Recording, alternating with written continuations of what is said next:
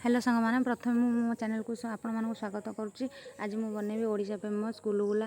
देखो केते बढ़िया से बनैसी। मु प्रथम कौन करना गोटे गिना अटा नहीं से सेम गिनारे मु 3 गिना नहीं कौन सुजी को 3 गिना ने आप अनुसार करूँ देखिए ठीक हे। तापर मुझे रखी था पान मधुरी की नहीं लुण आमर खाଇବା सोडा ताऊ किसी पकईदे अल्प परिमाण पकेबे बेसी पकेबे ना।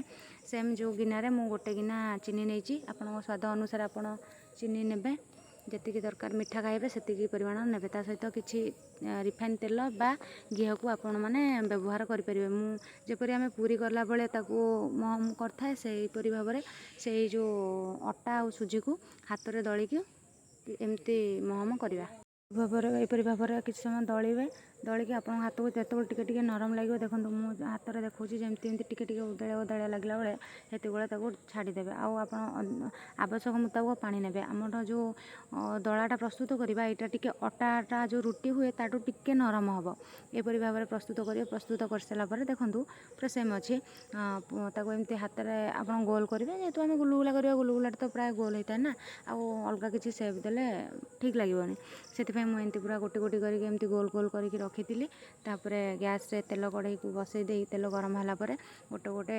नहीं पकई गोटे गोटे पकई से तेल गरम थी हेतु से एमती बनी आम गैस को पूरा लो करके छाणीमा ना जेहेतु चीनी पकईचे पूरा नाली हो मोर तो प्राय नाली होगला गोटे गोटे आपण मैंने देखिए करेंगे जेपरिक नाली हेनी टे पूरा लो करके छाणीमे।